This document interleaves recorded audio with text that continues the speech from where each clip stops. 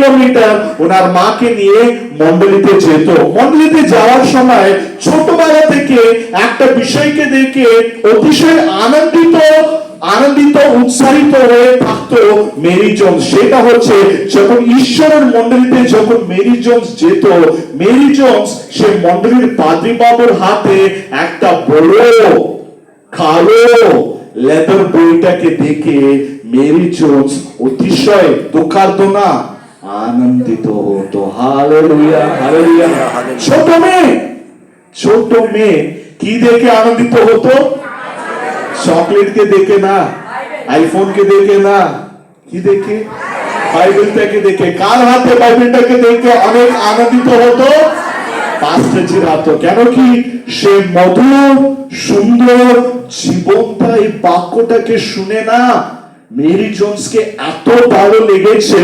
Mary জোন্সের হৃদয়ের মধ্যে একটা ইচ্ছা আরম্ভ হলো। Hallelujah, hallelujah, hallelujah. কি? সেই সুন্দর মধুর জীবন।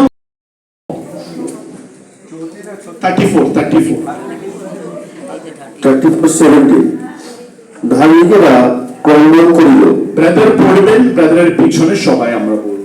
ধার্মিকেরা ক্রন্দন করিল, সদাপ্রভু শুনলেন, তাহাদের সকল সংকট হইতে তাহাদিগকে উদ্ধার করিলেন।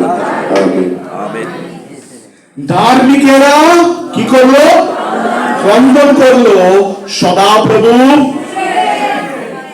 ক্রন্দন করলো কে? ধার্মিকেরা। কে শুনলো? ঈশ্বর।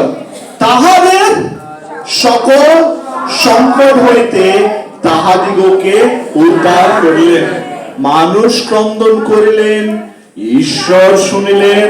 সে মানুষের সকল কষ্ট থেকে ঈশ্বর উদ্ধার করিলেন। হালেলুয়া। হাত তালিয়ে মহান ঈশ্বরকে ধন্যবাদ জানাবো। সিম্পল তিনটে কথা। ক্রন্দন, শুনলেন, উদ্ধার করলেন।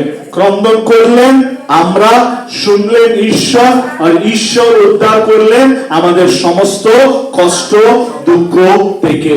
আগে একটা কথা বললাম না, কত ইচ্ছাগুলো ছিল মেরি জোন্সের জীবনে? ছেলে করে বলুন।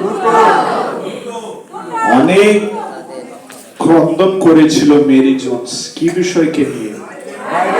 ছেলে করে বলুন। অনেক